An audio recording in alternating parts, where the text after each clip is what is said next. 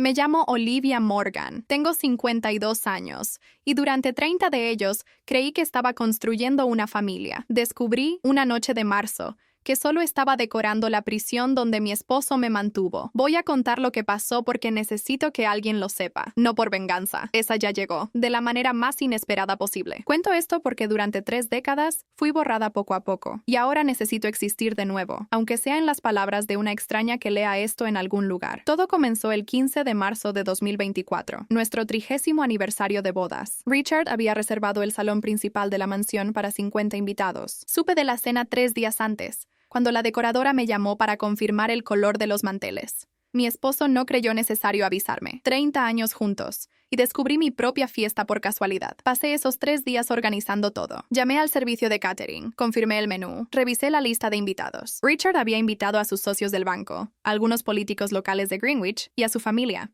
Noté que ninguna de mis amigas estaba en la lista. Cuando pregunté, dijo que no había espacio. La mansión tiene 12 habitaciones y un salón para 200 personas. No discutí. Aprendí hace muchos años que discutir con Richard Morgan es como gritarle a una pared de mármol. Pierdes la voz, y la pared sigue exactamente donde estaba. La noche de la cena, me puse el vestido azul marino que él había elegido. Richard siempre elegía mi ropa para los eventos. Decía que yo no tenía sentido de la elegancia, que crecí en una familia demasiado simple para entender lo apropiado. Mi padre era mecánico en Hartford. Mi madre cosía vestidos de novia. Según Richard, eso me hacía genéticamente incapaz de vestirme para la alta sociedad de Connecticut. Me puse el collar de perlas que me dio en nuestra boda. 3 vueltas de perlas japonesas con un broche de oro blanco. Durante 30 años, usé ese collar en todos los eventos importantes. Era la única joya que Richard me permitía usar. Decía que combinaba con mi sencillez. Yo pensaba que era un cumplido. Me tomó décadas entender que era un insulto. Bajé las escaleras a las 7 de la noche. El salón estaba perfecto. Candelabros de cristal, mesas redondas con manteles blancos, arreglos de lirios frescos, los mismos lirios que la florista entrega cada lunes desde 1998. El olor dulce de esas flores me da náuseas hasta hoy. Los invitados ya habían llegado. Yo era la última en entrar a mi propio aniversario. Richard estaba en el centro del salón, impecable en su traje Brioni gris carbón. A los 58 años, mi esposo seguía siendo un hombre guapo. Cabello castaño con canas en las sienes, mandíbula cuadrada, ojos azules que las revistas de negocios describían como penetrantes. Lo que las revistas no decían es que esos ojos nunca me miraban de verdad. Pasaban sobre mí como si yo fuera un mueble. Me vio en las escaleras y sonrió. Esa sonrisa que yo conocía bien. La sonrisa pública, ensayada, que usaba para fotografías y discursos. Vino hacia mí y me ofreció el brazo. Los invitados aplaudieron. Margaret, mi suegra, estaba en la primera mesa. 78 años, vestido Chanel color crema, cabello plateado impecable. Me miró de arriba abajo y no dijo nada. En 30 años de matrimonio, Margaret Morgan nunca me dio un cumplido. Lo máximo que conseguí de ella fue un silencio que no contenía desprecio activo. Caroline, mi hija mayor, estaba al lado de su abuela. 28 años, rubia, hermosa, graduada en Derecho por Yale. Trabajaba como abogada senior en el departamento legal del Morgan Family Bank, el banco de Richard. Me saludó con la mano y una sonrisa rápida, y volvió a hablar con uno de los socios de su padre. Mi hija siempre fue más Morgan que mía. Sophie, la del medio, no había venido. Me envió un mensaje 2 horas antes diciendo que tenía migraña. Yo sabía que era mentira. Sophie evitaba los eventos familiares desde que se graduó en Bellas Artes, y Richard le cortó el pago de la universidad. Dijo que no iba a financiar hobbies. Sophie terminó su carrera con becas y trabajando como mesera. Ella me perdonó por no haberla defendido. Yo nunca me perdoné. Y Ethan, mi hijo menor, estaba en algún lugar de la casa con la niñera. 7 años, cabello castaño ondulado, ojos color chocolate. Ethan nació cuando yo tenía 45 años, un embarazo de alto riesgo que casi me mata. Richard no quería más hijos. Dijo que yo estaba demasiado vieja, que sería vergonzoso. Cuando descubrí que estaba embarazada, me sugirió que resolviera el problema. Me negué. Fue la única vez en 30 años que le dije que no a Richard Morgan. Nunca me perdonó por eso. La cena transcurrió como todas las cenas de Richard. Él conversó con los hombres sobre negocios y política. Las esposas conversaron entre ellas sobre decoración y viajes. Yo circulé por las mesas, sonriendo, preguntando si todos estaban bien atendidos, si el vino estaba bueno, si necesitaban algo.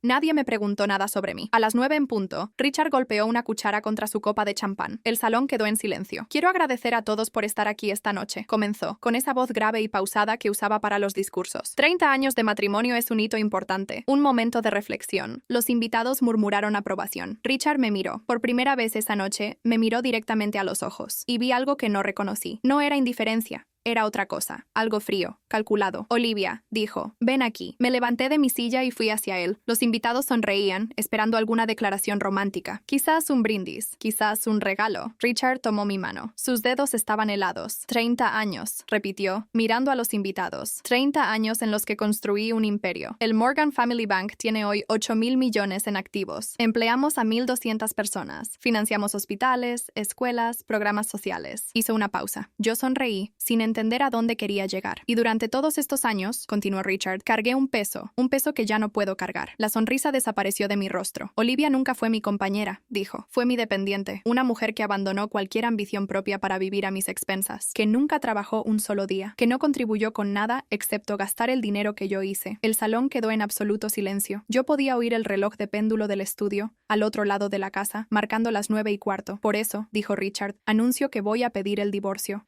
No recuerdo haber sentido nada en el primer segundo. Creo que mi cuerpo se negó a procesar las palabras. Después vino el calor, un calor horrible subiendo por mi cuello, por mi cara. 50 personas mirándome, 50 personas escuchando a mi esposo humillarme. Abrí la boca para decir algo. No salió ningún sonido. Richard no había terminado. Y en cuanto a esto, dijo, señalando mi cuello, esto nunca fue tuyo. Extendió la mano y agarró el collar de perlas. Tiró con fuerza. El broche se rompió y las perlas se esparcieron por el suelo de mármol, haciendo un ruido que parecía mucho más fuerte de lo que debería. Llevé la mano al cuello, al lugar donde el collar había estado durante 30 años. La piel ardía. El collar pertenece a la familia Morgan, dijo Richard, alejándose de mí. Igual que esta casa, igual que todo lo que pensaste que era tuyo. Miré a los invitados. Algunos desviaron la mirada. Otros, y esto fue lo peor, parecían satisfechos, como si estuvieran viendo un espectáculo que habían esperado durante años. Miré a Caroline. Mi hija no se movió. No vino a defenderme. No mostró sorpresa. Ella sabía, ya lo sabía. Miré a Margaret. Mi suegra tomó un sorbo de champán y sonrió. Una sonrisa pequeña, casi imperceptible. Una sonrisa de victoria. Mis piernas empezaron a temblar. Necesitaba salir de allí. Necesitaba encontrar aire, silencio, cualquier cosa que no fuera ese salón lleno de gente que me odiaba. Crucé el salón. Nadie me detuvo. Nadie dijo una palabra. Subí las escaleras corriendo. Entré en mi habitación, la habitación que compartí con Richard durante 30 años, y cerré la puerta con llave. Me senté en el suelo, con la espalda contra la pared, y lloré. Lloré como no había llorado desde que era niña. Lloré por la humillación, por la traición, por todos los años que desperdicié. Lloré por los sacrificios que hice y que nadie recordaba. Tenía 22 años cuando conocí a Richard Morgan. Era estudiante de piano en el Conservatorio de Hartford, con una beca completa y el sueño de tocar en la Filarmónica de Nueva York. Conocí a Richard en un recital benéfico, donde yo era una de las pianistas. Él tenía 30 años. Era guapo, rico, encantador. Dijo que mi Chopin era el más hermoso que había escuchado. 3 meses después me pidió matrimonio. Mi madre me suplicó que terminara la universidad primero. No escuché. Estaba enamorada, ciega, estúpida. Me casé en 1995. Caroline nació en 1996. Richard dijo que sería mejor que dejara el conservatorio para cuidar al bebé. Volvería después, prometió. Solo 1 o 2 años. Sophie nació en 1999. Todavía no había vuelto. En 2002, Richard compró un piano de cola Steinway y lo puso en la sala. Para que practiques, dijo. Pero siempre había una cena, un viaje, una obligación que me impedía tocar. Y cuando me sentaba en el banco del piano, Richard se quejaba del ruido. Decía que interfería con sus llamadas de negocios. Poco a poco, dejé de tocar. El piano sigue allí, en la sala, cubierto con un mantel de encaje que Margaret eligió. Paso frente a él todos los días. Nunca más toqué una nota. A la 1 de la mañana, alguien tocó la puerta. Mami, era Ethan. Abrí la puerta. Mi hijo estaba en pijama, abrazando su almohada. La abuela Margaret dijo que estabas enferma. Dijo, ¿estás enferma, mami? Tomé a mi hijo en brazos. Era demasiado grande para eso, pero necesitaba abrazarlo. No, cariño. Mami solo está cansada. Papi dijo que te vas, susurró Ethan. ¿Es verdad? No sabía qué responder. No sabía nada. No sabía si tendría casa, dinero, si vería a mis hijos. No sabía nada. Ven a dormir conmigo, dije. Mañana hablamos. Ethan durmió en mi cama esa noche. Yo me quedé despierta, mirando el techo, escuchando la respiración de mi hijo. A las 4 de la mañana, mi teléfono sonó. Un mensaje de un número que no reconocí. Olivia, no confíes en nadie.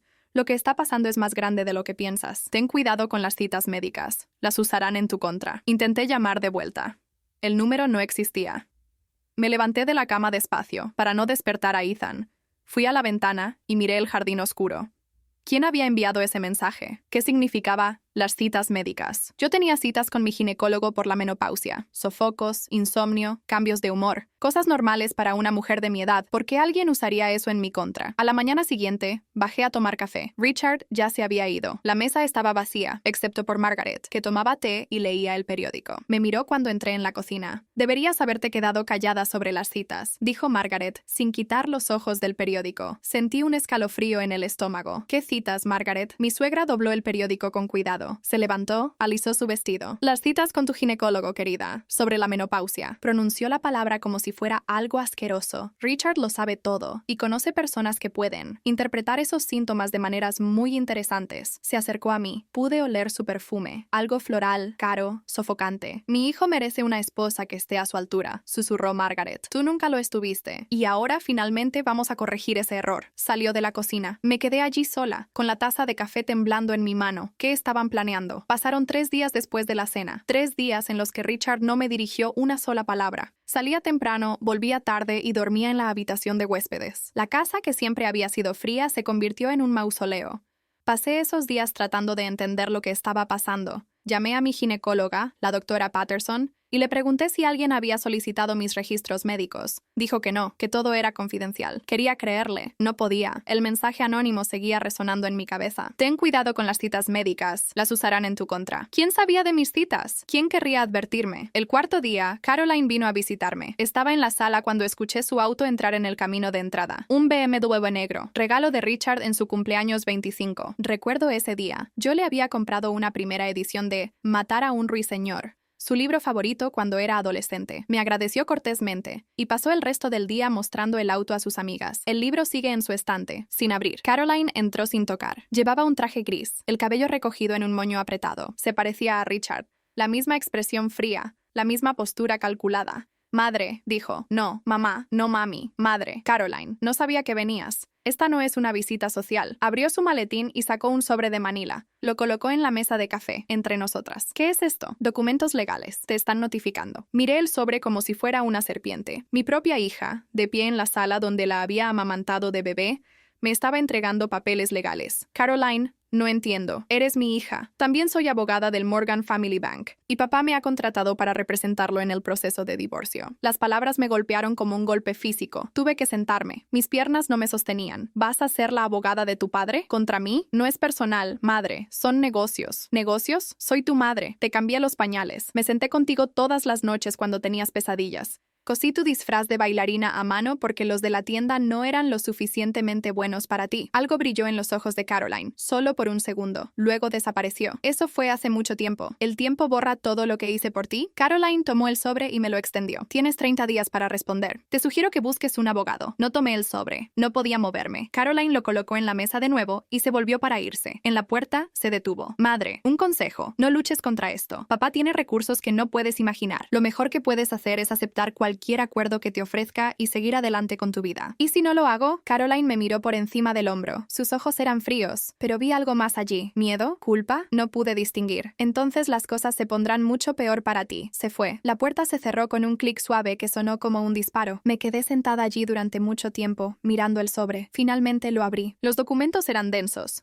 llenos de lenguaje legal que apenas entendía, pero algunas cosas eran claras. Richard buscaba la propiedad total de todos los bienes matrimoniales, incluyendo la casa. Me ofrecía un acuerdo de $2,500 al mes, una miseria comparada con sus miles de millones. Y buscaba la custodia total de Ethan. Custodia total. Quería quitarme a mi hijo. Seguí leyendo. Había una sección sobre mi aptitud mental. Hacía referencia a comportamientos preocupantes e inestabilidad emocional. Mencionaba mis citas médicas y sugería que mi condición hormonal me hacía no apta para cuidar a un niño. Mis manos temblaban tanto que apenas podía sostener los papeles. Iban a usar mi menopausia en mi contra. Iban a decir que estaba loca, porque estaba pasando por algo que todas las mujeres pasan. Y mi propia hija los estaba ayudando a hacerlo. Necesitaba ayuda. Necesitaba a alguien de mi lado. Llamé a Sophie. Contestó al tercer tono. Mamá, ¿qué pasa? ¿Puedes venir? Por favor, necesito hablar contigo. Estaré allí en 1 hora. Sophie llegó en 45 minutos. Debe haber roto todos los límites de velocidad de Connecticut. Cuando entró y vio mi cara, no hizo preguntas. Solo me abrazó. Por primera vez en días, sentí que no estaba completamente sola. Nos sentamos en la cocina, la única habitación de la casa que alguna vez se sintió mía. Hice té, más por tener algo que hacer con mis manos que porque lo quisiera. Luego le conté todo. La cena, el mensaje anónimo, la visita de Caroline. Sophie escuchó sin interrumpir. Cuando terminé, estuvo en silencio por un largo momento. Sabía que papá era capaz de crueldad, dijo finalmente. Pero esto es otra cosa. ¿Lo sabías? ¿Lo del divorcio? No, lo juro, mamá. No tenía idea. Le creí. Sophie siempre había sido diferente de Caroline. Tenía mi temperamento, mi sensibilidad. Richard lo llamaba debilidad. Yo lo llamaba humanidad. ¿Qué voy a hacer, Sophie? Dicen que no estoy mentalmente apta. Quieren quitarme a Ethan. La mandíbula de Sophie se tensó. No pueden hacer eso. La menopausia no es una enfermedad mental. Pero tienen dinero, tienen abogados, tienen conexiones. Y tú tienes la verdad. La verdad no importa cuando luchas contra 2.000 millones de dólares. Sophie se quedó en silencio de nuevo. Podía verla pensando, procesando. Mamá, ¿quién te envió ese mensaje anónimo? No sé. El número no existía cuando intenté devolver la llamada. Alguien está tratando de ayudarte. Alguien que sabe lo que papá está planeando. ¿Pero quién? Todos en su círculo le son leales. Sophie negó con la cabeza. Nadie es leal a un monstruo. Solo le tienen miedo. Hay una diferencia. Tenía razón. El miedo y la lealtad no son lo mismo. Y donde hay miedo, siempre hay alguien esperando una oportunidad para escapar. Tenemos que averiguar quién envió ese mensaje, dijo Sophie, y tenemos que averiguar lo que papá realmente está planeando. ¿Cómo? No lo sé todavía, pero lo descubriré. Tomó mi mano. Mamá, sé que las cosas no han sido fáciles entre nosotras. Sé que no siempre pudiste protegerme de papá, pero estoy aquí ahora, y no voy a dejar que te destruyan. Apreté su mano. Mi hija del medio, la que Richard había desestimado como inútil, era la única que estaba a mi lado. Hay algo más, dije. Necesito contarte algo sobre tu padre, algo que he sospechado durante mucho tiempo. Sophie se inclinó hacia adelante. ¿Qué? El banco, el Morgan Family Bank. No creo que todo ahí sea legítimo. ¿Qué quieres decir? Dudé. Este era territorio peligroso. Si estaba equivocada, sonaría paranoica. Exactamente lo que Richard quería que la gente pensara de mí. Pero sí tenía razón. A lo largo de los años he escuchado cosas, llamadas telefónicas tarde en la noche, conversaciones con personas que no reconocía.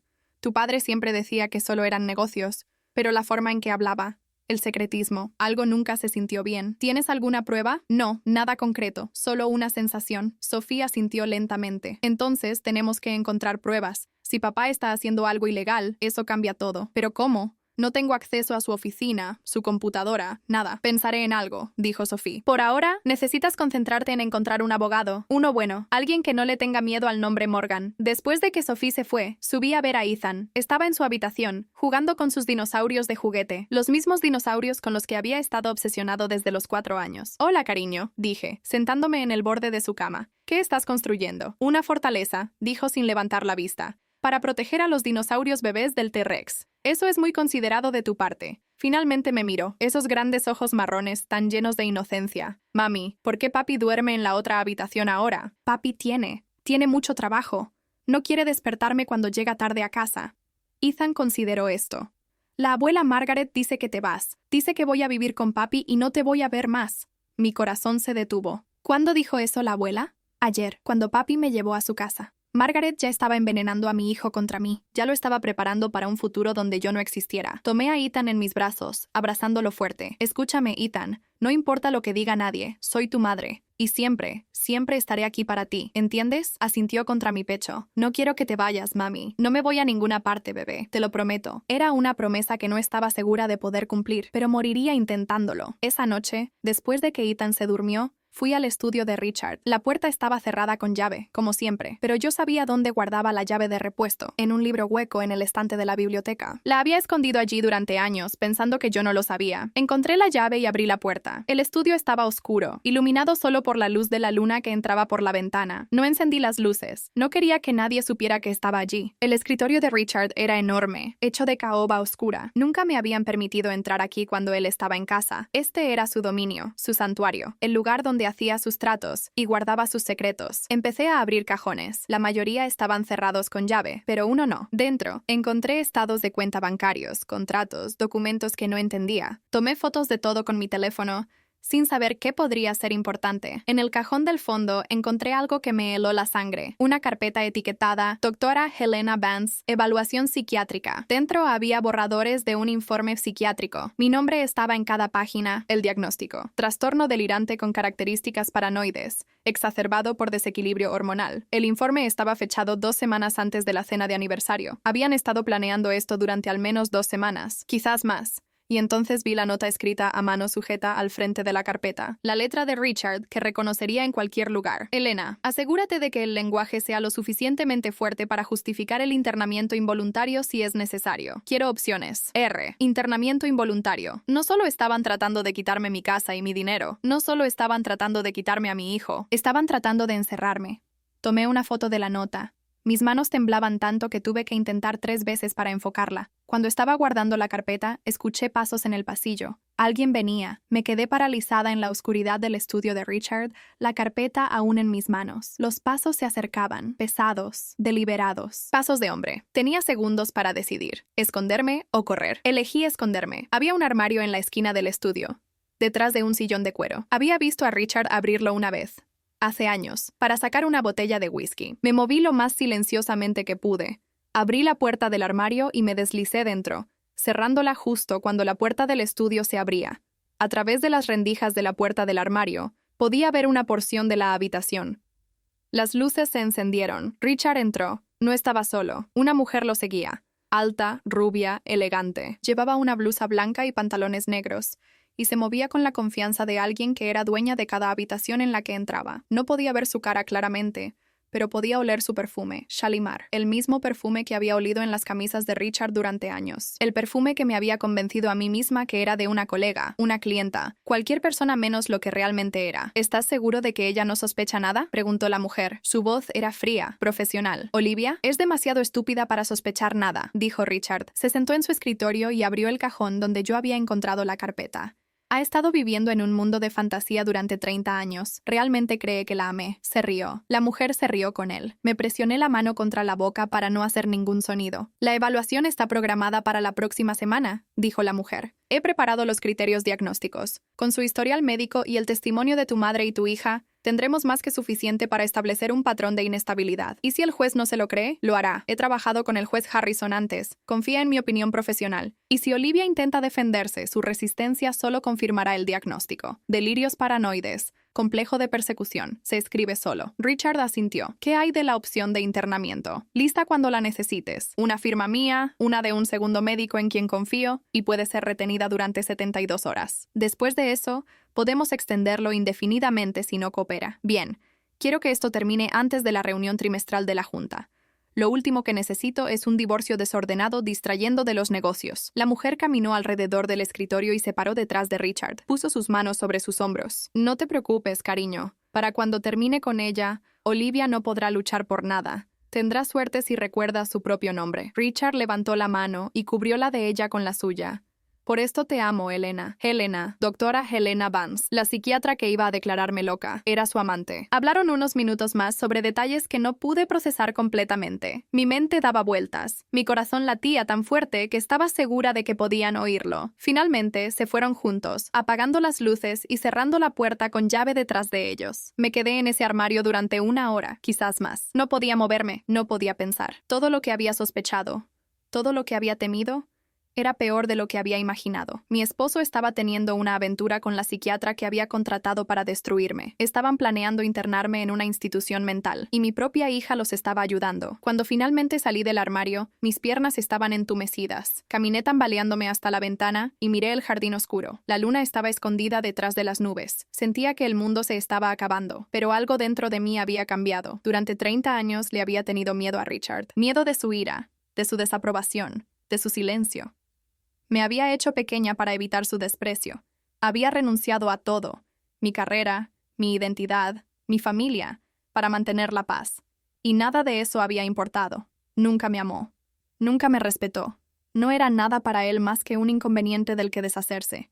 El miedo seguía ahí. Pero ahora había algo más junto a él, rabia. La evaluación estaba programada para el martes siguiente. Recibí la notificación a través de Caroline, por supuesto. Una carta formal informándome que, como parte del proceso de divorcio, Debía someterme a una evaluación psiquiátrica por la doctora Helena Vance en la clínica Vance Psychiatric Associates en Stanford. Sabía que no podía negarme. Negarme solo confirmaría su narrativa, que era inestable, paranoica, no cooperativa. Tenía que ir. Tenía que jugar su juego, pero no iba a jugarlo a ciegas. La noche antes de la evaluación, Sophie vino a verme. Se veía agotada, con ojeras, su estilo bohemio artístico habitual, reemplazado por jeans simples y un suéter arrugado. «Encontré algo», dijo, sentándose en la mesa de mi cocina. «Sobre el banco». ¿Qué? Tengo una amiga que trabaja en periodismo financiero. Le pedí que investigara el Morgan Family Bank, extraoficialmente. Dijo que ha habido rumores durante años, quejas de clientes ancianos cuyas cuentas fueron misteriosamente vaciadas, familias que no podían obtener respuestas sobre lo que pasó con los ahorros de sus padres. Los rumores no son pruebas. No, pero me dio un nombre. Linda Marsh. Es una ex empleada del banco. Una ex. Fue despedida hace 2 años y ha estado tratando de que alguien escuche su historia desde entonces. ¿Qué historia? Sophie se inclinó hacia adelante.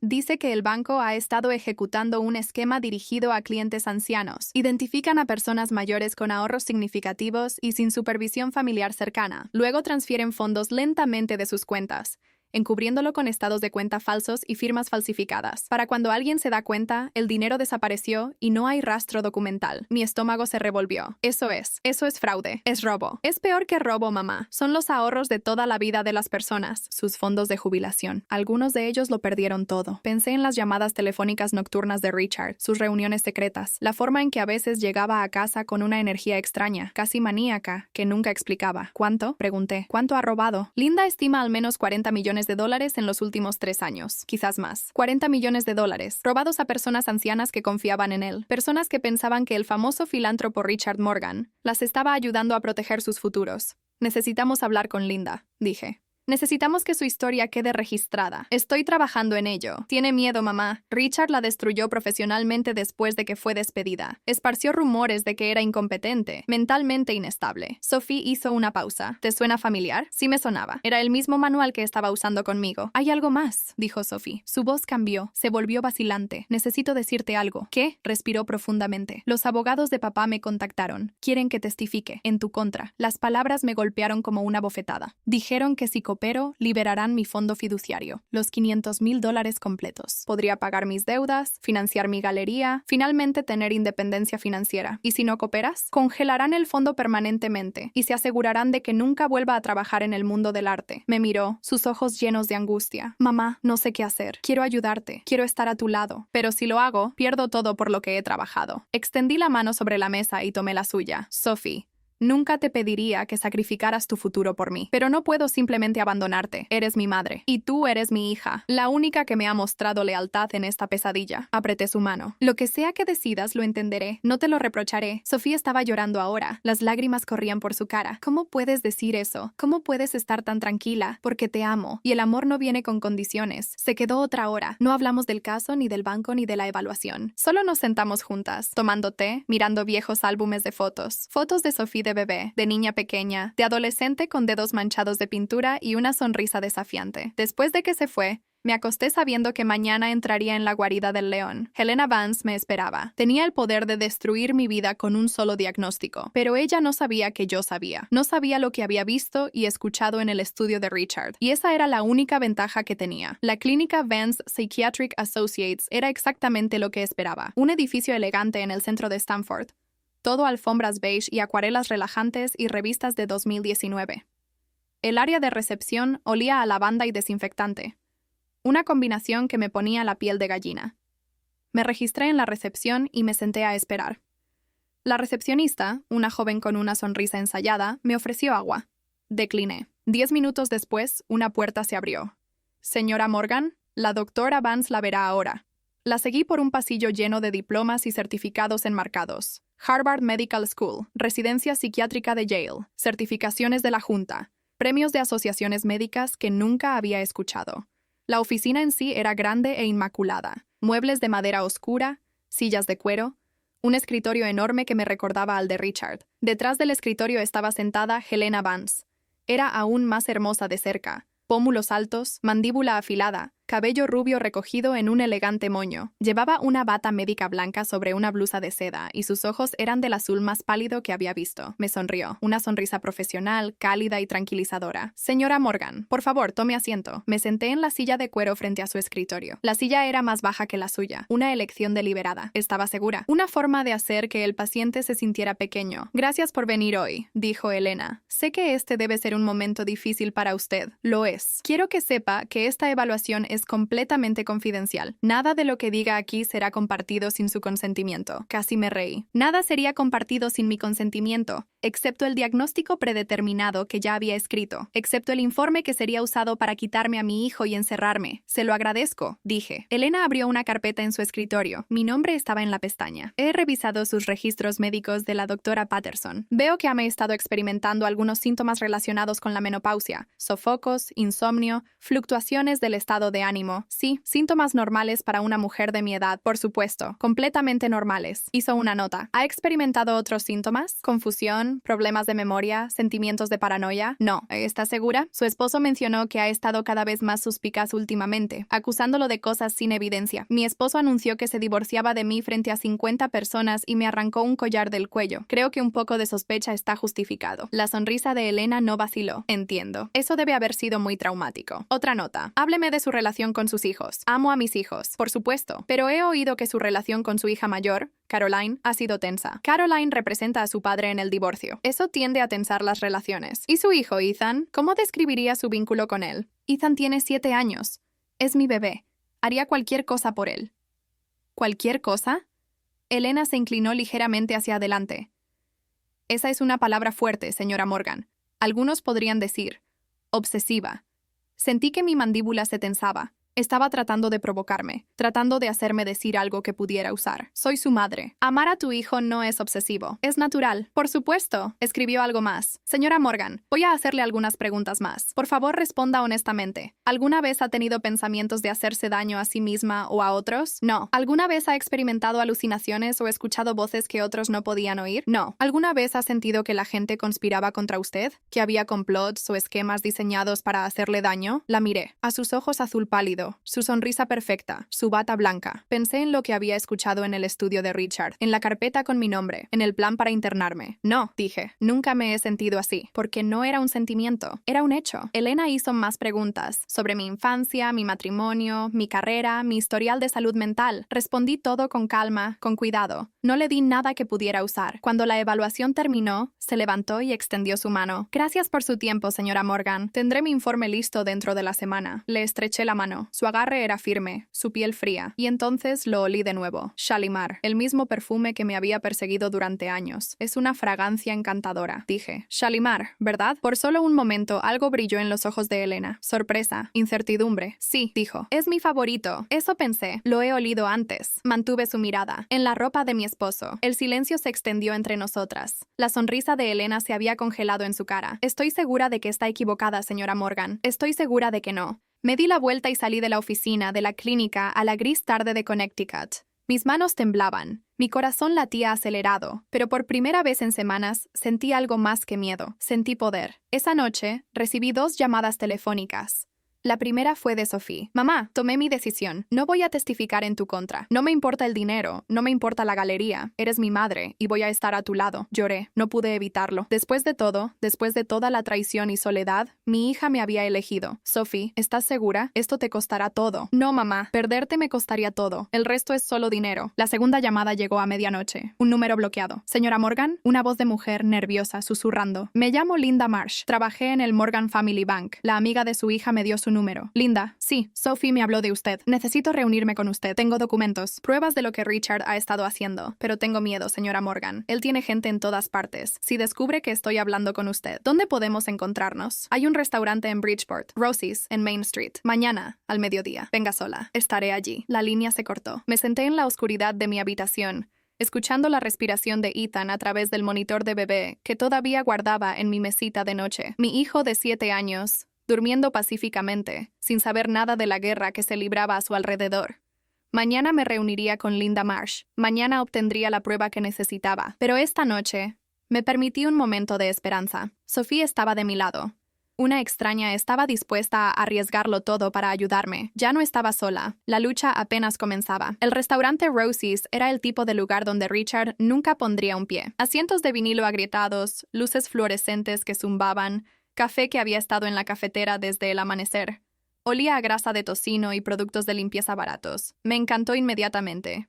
Llegué 15 minutos antes y elegí un reservado en la esquina del fondo, de frente a la puerta. Viejos hábitos de 30 años viendo a Richard conducir sus reuniones secretas. Siempre ve quién viene. Siempre mantén la espalda contra la pared. La mesera, una mujer de unos 60 años con ojos cansados y una sonrisa amable, me trajo café sin preguntar. Envolví mis manos alrededor de la taza, agradecida por el calor. Mis dedos no habían dejado de temblar desde la noche anterior. Exactamente al mediodía, una mujer entró. Era más joven de lo que esperaba, quizás 45 años, con cabello castaño corto y gafas que se deslizaban constantemente por su nariz. Llevaba un cardigan gastado y cargaba una bolsa de lona raída que abultaba con papeles. Parecía una bibliotecaria. Parecía aterrorizada. Sus ojos recorrieron la habitación hasta que me encontraron. Levanté la mano ligeramente. Se apresuró y se deslizó en el asiento frente a mí. «¿Señora Morgan?» «Olivia, por favor». «Linda». Miró por encima de su hombro hacia la puerta. «Gracias por venir. No estaba segura de que lo haría. Dijo que tiene pruebas de lo que mi esposo ha estado haciendo. Necesito verlas». Linda metió la mano en su bolsa y sacó una gruesa carpeta manila. La colocó en la mesa entre nosotras, con las manos temblando. Trabajé en el departamento de cuentas del Morgan Family Bank durante 12 años. Empecé como empleada y ascendí hasta gerente de cuentas senior. Era buena en mi trabajo. Detectaba discrepancias que otras personas pasaban por alto. ¿Qué tipo de discrepancias? Al principio cosas pequeñas. Transferencias que no coincidían con los formularios de autorización, saldos de cuentas que no cuadraban. Las reporté a mi supervisor y me dijo que eran solo errores administrativos. Me dijo que no me preocupara. Abrió la carpeta y extendió varios documentos: estados de cuenta bancarios, registros de transferencias, formularios de autorización. Pero seguí notando cosas, siempre el mismo patrón: clientes ancianos, generalmente mayores de 75 años, ahorros significativos, desde $200,000 hasta más de $1 millón, sin familiares cercanos monitoreando sus cuentas. Miré los documentos. Los números nadaban frente a mis ojos. ¿Cuál era el patrón? Transferencias pequeñas al principio, unos pocos miles aquí, unos pocos miles allá. Siempre a cuentas que parecían legítimas. Fondos de inversión, pólizas de seguros, cuotas de mantenimiento. Pero cuando investigué más a fondo, esas cuentas no existían. Eran fachadas. El dinero estaba siendo canalizado a otro lugar. ¿A dónde? Linda sacó otra hoja. Una hoja de cálculo con docenas de números de cuenta. Cuentas offshore, Islas Caimán, Suiza, Panamá, todas controladas por la misma empresa holding. Señaló un nombre al final de la página: Meridian Holdings LLC. Rastreé la propiedad a través de 3 corporaciones fantasma. ¿Adivina quién está arriba de todo? No necesitaba adivinar. Richard. Richard Morgan es el único propietario beneficiario de Meridian Holdings. Cada dólar robado de esos clientes ancianos terminó en su bolsillo. El café en mi estómago se convirtió en ácido. Había sospechado que Richard estaba involucrado en algo ilegal. Pero ver las pruebas en blanco y negro era diferente. Esto no era solo fraude. Era robo sistemático de las personas más vulnerables de la sociedad. ¿Cuánto?, pregunté. En total, Linda sacó un documento final, una hoja de resumen con cifras destacadas. $47 millones en los últimos 4 años. 89 víctimas confirmadas. La edad promedio de las víctimas es 78 años. Varios de ellos han muerto desde que sus cuentas fueron vaciadas. Sus familias nunca supieron qué pasó con el dinero. Pensé en mi propia madre, que murió en 2018. Tenía 72 años, con una pequeña cuenta de ahorros que había construido durante décadas de vida cuidadosa. Si hubiera tenido cuenta en el Morgan Family Bank, Richard también podría haberle robado a ella. ¿Por qué no fue a la policía? El rostro de Linda se torció con amargura. Lo intenté. Primero fui con mi supervisor. Me despidió al día siguiente. Dijo que era incompetente, que había estado cometiendo errores y falsificando registros. Esparció rumores de que era mentalmente inestable, que tenía un problema con la bebida. El mismo manual. Siempre el mismo manual. Luego fui a la policía. Dijeron que investigarían, pero no pasó nada. Pasaron meses.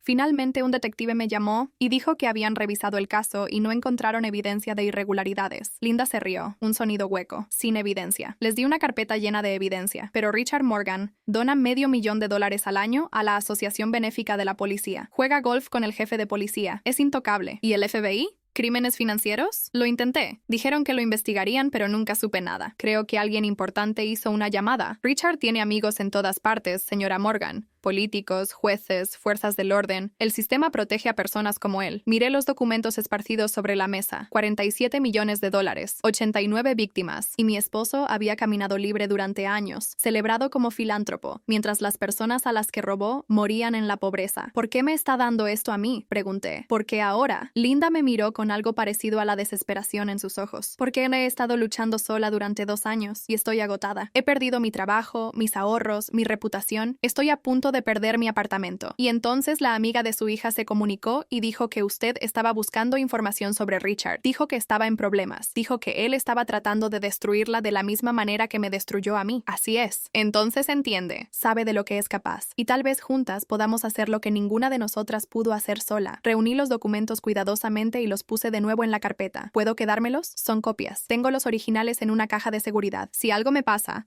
Mi hermana tiene instrucciones de enviar todo al New York Times, al Wall Street Journal y a todas las agencias reguladoras que se me ocurran. Mujer inteligente. Había aprendido por las malas que no se podía confiar en el sistema. Linda, necesito preguntarle algo. ¿Me envió un mensaje anónimo hace unas semanas, advirtiéndome sobre mis citas médicas? Negó con la cabeza. No. Ni siquiera sabía que existía hasta que la amiga de Sophie me contactó. Entonces había alguien más, alguien dentro del círculo de Richard que estaba tratando de ayudarme. Otra persona esperando una oportunidad de escapar. ¿Qué va a hacer?, preguntó Linda. Voy a destruirlo. Las palabras salieron calmadas, frías, seguras. Apenas reconocí mi propia voz. Linda estudió mi rostro durante un largo momento. Luego asintió. Bien, se lo merece. Deslizó una tarjeta de presentación a través de la mesa. Esta es mi abogada. No es elegante, pero es honesta y no le tiene miedo a los hombres poderosos. Si necesita ayuda legal, llámela. Tomé la tarjeta. Gracias, Linda, por todo. No me agradezca todavía. Richard Morgan ha aplastado a todos los que han intentado exponerlo. Podríamos ser las siguientes. Quizás. Pero esta vez no sabe que venimos. Conduje a casa con la carpeta de Linda en el asiento del pasajero, mi mente acelerada con posibilidades. Tenía pruebas de los crímenes de Richard, pruebas reales, documentadas, pero no podía simplemente ir a la policía. Linda lo había intentado, y las conexiones de Richard la habían silenciado. Necesitaba un enfoque diferente. La respuesta me llegó cuando entré al camino de entrada de la mansión. Caroline, mi hija, estaba representando a Richard en el divorcio. Tenía acceso a sus archivos legales, sus registros financieros, su estrategia. Si pudiera hacer que viera estos documentos, que entendiera lo que su padre realmente había estado haciendo, tal vez, solo tal vez, se volvería contra él. Era una posibilidad remota. Caroline había elegido el lado de Richard, pero tenía que creer que en algún lugar dentro de ella, la niña que había criado todavía existía. La niña que había llorado cuando encontró un pájaro herido en el jardín e insistió en que lo lleváramos al veterinario. La niña que me había escrito una tarjeta del Día de la Madre que decía: «Eres la mejor mami del mundo entero». Esa niña no podía haber desaparecido por completo. Estacioné el auto y caminé hacia la puerta principal. Estaba cerrada. Probé mi llave. No funcionaba. Por un momento, solo me quedé allí, mirando la puerta. Luego caminé hacia la entrada lateral, cerrada. La puerta del garaje, cerrada. Cada entrada a la casa en la que había vivido durante 28 años estaba sellada contra mí. Llamé al celular de Richard. Saltó al buzón de voz. Llamé a Caroline. Contestó al segundo tono. Madre, me preguntaba cuándo llamarías. Cambiaron las cerraduras. No puedo entrar a mi propia casa. No es tu casa, madre. Nunca lo fue. La escritura está a nombre de papá. No tienes derecho legal a estar allí. Mi ropa está ahí. Mis fotos. Mis pertenencias. Tus pertenencias han sido empacadas. Están en el garaje. El código es 1995. Hizo una pausa. El año en que se casaron. Papá pensó que era un toque agradable. Sentí que algo se agrietaba dentro de mí. No que se rompiera. Ya había pasado de romperme. Más bien como una última pared cayendo, revelando lo que siempre había estado debajo. Caroline, por favor, necesito hablar contigo. Sobre tu padre. Hay cosas que no sabes. Sé todo lo que necesito saber. No lo sabes. Él no es quien crees que es. Tengo pruebas. Madre. La voz de Caroline era hielo. Papá me advirtió que harías esto. Dijo que tratarías de ponerme en su contra con mentiras y teorías conspirativas. Dijo que la paranoia estaba empeorando. No es paranoia. Tengo documentos. No quiero escucharlo. Tienes 30 días para responder a la demanda de divorcio. Después de eso, procedemos con o sin tu cooperación. Adiós, madre. Colgó. Me quedé en el camino de entrada de mi antiguo hogar, sosteniendo un teléfono muerto, rodeada de 28 años de recuerdos que ya no me pertenecían. La puerta del garaje se abrió cuando ingresé el código. Dentro, encontré mi vida reducida a cajas de cartón. Ropa, libros, álbumes de fotos, objetos personales. Todo lo que poseía cabía en la parte trasera de un solo SUV, excepto una cosa.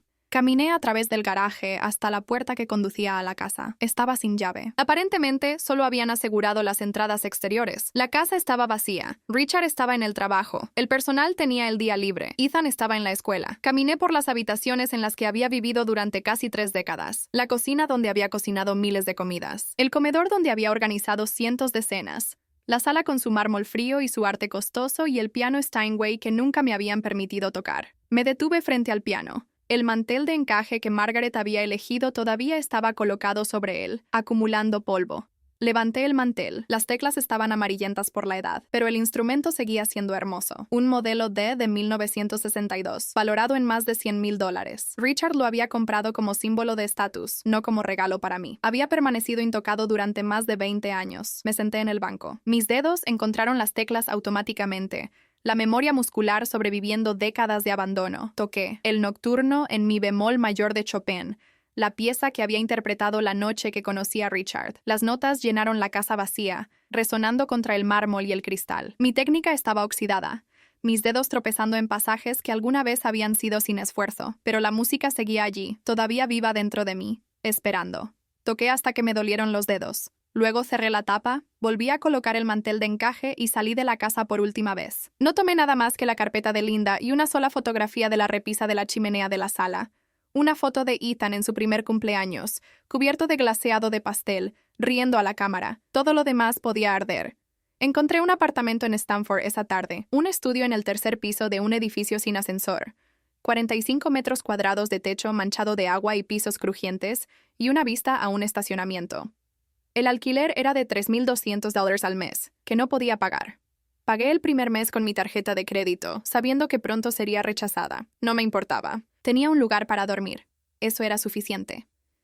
Esa noche, sentada en el suelo vacío de mi apartamento vacío, extendí los documentos de Linda a mi alrededor y comencé a planear.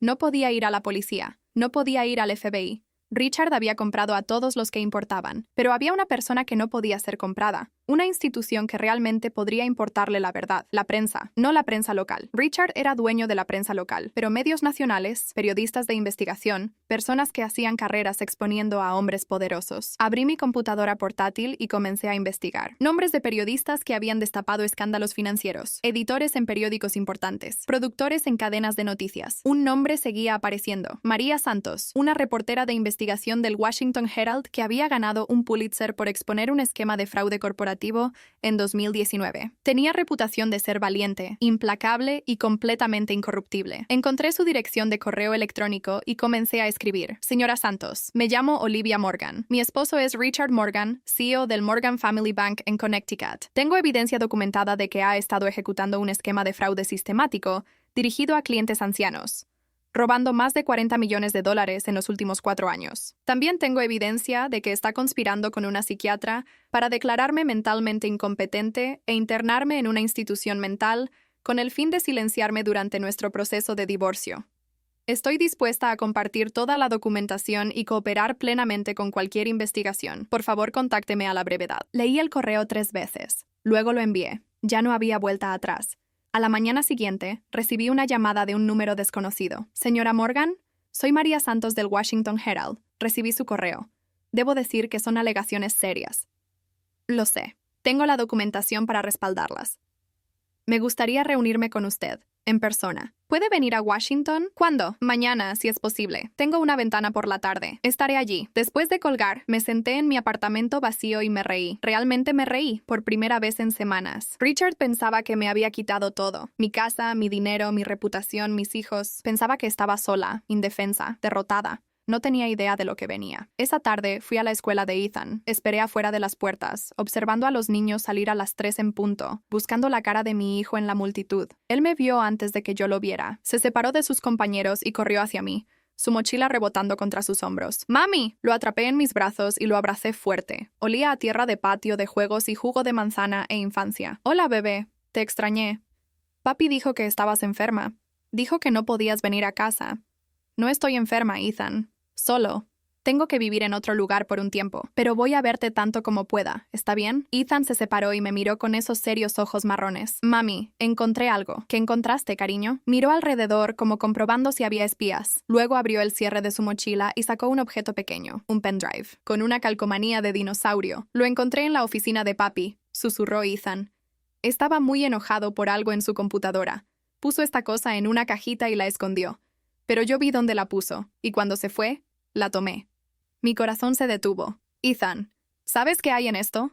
No, pero papi dijo que era muy importante. Y la abuela Margaret dijo malas palabras cuando lo vio. Dijo que si alguien lo encontraba, papi iría a la cárcel. Tomé el pendrive con manos temblorosas. Una cosa tan pequeña. Unos pocos centímetros de plástico y metal con un dinosaurio de dibujos animados al frente. Ethan, necesito que hagas algo por mí. Necesito que finjas que nunca encontraste esto. ¿Puedes hacer eso? ¿Como una misión secreta? Exactamente como una misión secreta. Eres mi agente secreto. ¿Está bien? Y los agentes secretos nunca le cuentan a nadie sobre sus misiones. Ethan asintió solemnemente. No voy a decir, mami, lo prometo. Lo abracé de nuevo, tan fuerte que se removió. Te amo, Ethan, más que nada en el mundo. Yo también te amo, mami. Un auto se detuvo junto a la acera, un SUV negro con ventanas polarizadas. La puerta del conductor se abrió y un hombre en traje oscuro salió, uno de los guardias de seguridad de Richard. Señora Morgan, su voz era plana, profesional. Estoy aquí para recoger a Ethan. Miré el pendrive en mi mano, la cara de mi hijo, al guardia esperando para llevárselo. Ethan, ve con el señor Davis. Te veré pronto, ¿está bien? Está bien, mami. Me abrazó una vez más, luego corrió hacia el SUV. El guardia le abrió la puerta trasera, me lanzó una mirada de advertencia y se fue. Me quedé en la acera, viendo el auto desaparecer en la esquina, aferrando un pendrive que podría contener la clave de todo. O nada. Solo había una forma de averiguarlo. No dormí esa noche. Me senté en la mesa de la cocina, mirando el pendrive con la calcomanía de dinosaurio. A las 3 de la mañana, finalmente lo conecté a mi laptop. La carpeta contenía docenas de archivos, videos, grabaciones de audio, PDFs. Hice clic en el primer video. El rostro de Richard llenó la pantalla. Estaba sentado en su escritorio, Elena a su lado. La vieja bruja de Westport está empezando a hacer preguntas, dijo Richard. Su hija llamó 2 veces esta semana. ¿Podemos acelerar las transferencias? Ya está hecho. Para cuando lo descubran, la cuenta estará vacía. Culparemos a su demencia. Vi video tras video. Pasaron horas. El pendrive contenía todo. Grabaciones planeando el fraude, audios de llamadas con cómplices, hojas de cálculo rastreando cada dólar robado y grabaciones hablando de mí, planeando la evaluación psiquiátrica falsa, riéndose de lo fácil que sería internarme. ¿Es tan confiada?, dijo Elena en un video. No tiene idea. Eso es lo que hacen 30 años de matrimonio, respondió Richard. Ha sido entrenada para creer lo que le diga, como un perro. Cerré la laptop. Mis manos estaban firmes. El miedo se había ido. Solo quedaba una certeza fría y clara. Lo tenía. La audiencia preliminar era a las 2 en el Tribunal Superior de Stamford. El equipo de Richard ya estaba allí. 3 abogados, Caroline entre ellos, y Richard luciendo confiado en su traje Brioni. Margaret estaba en la galería, vestida de Chanel color crema. No tenía abogados. Me representaba a mí misma. Entró la jueza Eleanor Matthews. David Bennett, el abogado principal de Richard, presentó la evaluación psiquiátrica de Elena. La doctora Vance concluye que la señora Morgan sufre de trastorno delirante, con características paranoides, exacerbado por desequilibrio hormonal debido a la menopausia, dijo Bennett. Solicitamos que se designe un tutor ad litem. Señora Morgan, dijo la jueza. ¿Desea responder? Me levanté. Me gustaría interrogar a la doctora Vance. Elena subió al estrado, vestida de azul marino y perlas. Doctora Vance, comencé. ¿Cómo describiría su relación con mi esposo? ¿Somos conocidos? ¿Solo conocidos? ¿Usa perfume? Parpadeó. Sí, Shalimar. Interesante. He olido Shalimar en la ropa de mi esposo durante 3 años, en sus camisas, en su piel cuando llegaba tarde a casa. Me acerqué. Está teniendo una aventura con mi esposo, y él la contrató, a su amante, para declararme mentalmente incompetente. La sala estalló. Bennett gritó objeciones. Richard palideció. ¡Orden! La jueza Matthews golpeó su martillo. Señora Morgan, ¿tiene evidencia? Sí, su señoría. También tengo evidencia de actividad criminal, fraude, robo, conspiración. Mi esposo ha robado más de $47 millones de clientes ancianos del banco. Richard saltó. Está mintiendo. Está loca. Señor Morgan, siéntese, ordenó la jueza. La puerta de la sala se abrió de golpe. Todos se volvieron. Detrás del oficial confundido estaba Ethan, respirando con dificultad, sosteniendo algo en su mano. «Mami», corrió por el pasillo. «Tengo que mostrarte algo». «¿Ethan? ¿Cómo llegaste?» «Tomé un taxi. Usé el dinero de emergencia». Me entregó un sobre arrugado. Encontré más cosas en la oficina de papi. Tomé fotos con el iPad, como un espía. Dentro había fotografías de estados de cuenta, registros de transferencias y Richard besando a Elena en un hotel. Descubrí el código del cajón secreto, dijo Ethan. Es mi cumpleaños. Papi usa mi cumpleaños para todos sus secretos. Lo abracé fuerte, lágrimas corriendo por mi cara. Su señoría, dije. Mi hijo de 7 años trajo evidencia porque quería ayudar a su madre, porque incluso un niño puede ver que lo que hace mi esposo está mal. Richard miraba a Ethan con puro terror. Señor Morgan, dijo la jueza, ¿es usted en esta fotografía? Me niego a responder porque podría incriminarme. La jueza Matthews dejó las fotografías. Esta audiencia se suspende pendiente de investigación. Reenviaré estos materiales al fiscal general y al FBI. Señor Morgan, le sugiero que contrate un abogado de defensa criminal. El martillo cayó. La sala se vació. Margaret había escapado por la puerta lateral cuando mencionaron al FBI. Caroline estaba apartada, mirando la foto de su padre besando a Elena. Levanté a Ethan y caminé hacia la salida. Caroline me bloqueó el paso. Mamá, por favor, no sabía nada de esto. Papá me dijo que eras paranoica. Le creí. Intentaba ayudarte. Le creíste, sin preguntarme, sin considerar que tu madre podría estar diciendo la verdad. Lo sé. Y lo siento. Ibas a ayudarlo a encerrarme, Caroline. Ibas a ayudarlo a quitarme a Ethan. No sabía. Deberías haber preguntado. Deberías haber sido mi hija primero y su abogada después. Caroline lloraba. Por favor, déjame arreglar esto. Ethan estaba pesado en mis brazos. Me dolía el corazón. No hoy, Caroline. Pasé junto a ella. Salí del tribunal, hacia la luz fluorescente del pasillo. Detrás de mí, escuché a Caroline sollozar. No me di vuelta. 3 meses después, me senté en la oficina de María Santos en el Washington Herald, viendo caer la última pieza en su lugar. Está hecho, dijo, deslizando una copia impresa de la portada de mañana a través de su escritorio.